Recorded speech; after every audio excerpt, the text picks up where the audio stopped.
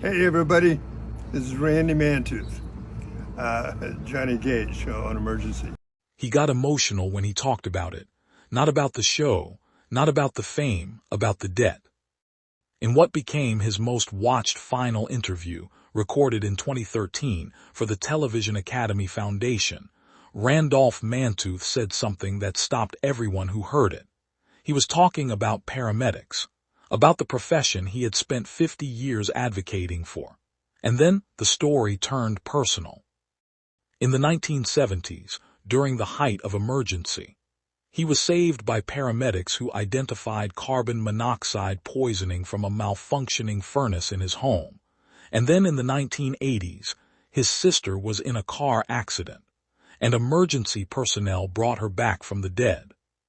He paused, and then he said, "Do I respect paramedics? Do I respect firefighters? There's a debt I owe them that I probably can't ever pay back, but I'm gonna try."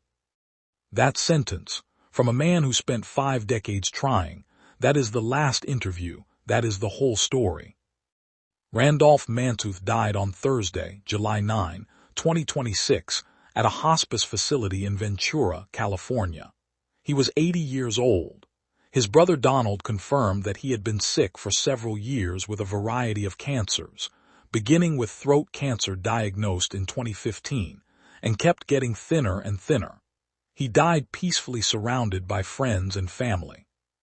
The interview itself, recorded for the Television Academy more than a decade before his death, is now being replayed across the internet as the definitive final word from a man who knew exactly who he was and what he stood for. He talked about the moment he found out what a paramedic was, when he first auditioned for Emergency. In 1971, he said, "What the hell's a paramedic?" Because at that time there were only 13 in all of California. Nobody had heard of them. He helped change that.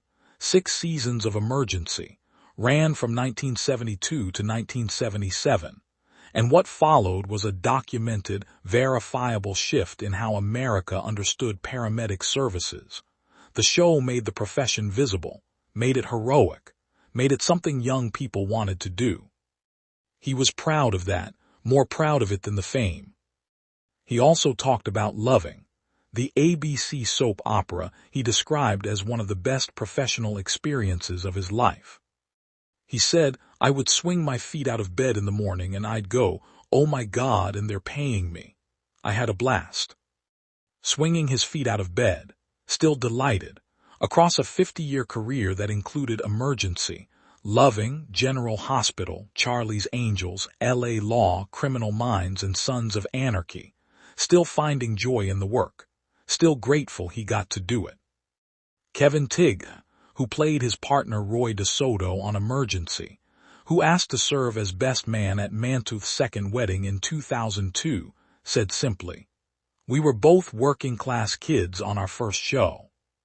2 working-class kids, on their first show, who became one of the most beloved partnerships in the history of American television drama. Mantooth is survived by his wife Kristen and his siblings Donald and Tanya. He is survived, but the debt he spent 50 years trying to repay, to the paramedics, to the firefighters, to the EMTs who brought his sister back, that debt shaped everything. Every speech at every conference, every advocacy appearance, every time he stood at a microphone and reminded an audience that the profession he played on television was a real one. And it was worth something. Randolph Mantooth, September 19, 1945, July 9, 2026. He owed them a debt. He spent 50 years trying to repay it. Rest in peace. Thank you for watching.